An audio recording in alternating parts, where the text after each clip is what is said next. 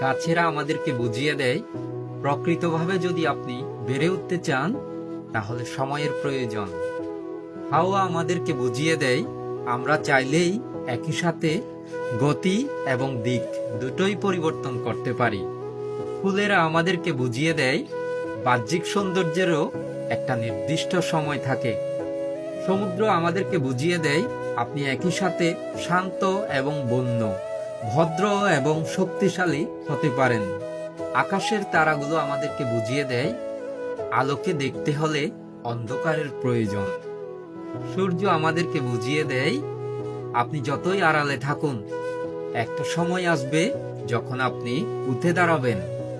আর আমাদের হৃদয়ের বীণার যে সুর, তা আমাদেরকে বুঝিয়ে দেয়, আমরা চাইলেই আমাদের মনকে রিপ্রোগ্রাম করতে পারি।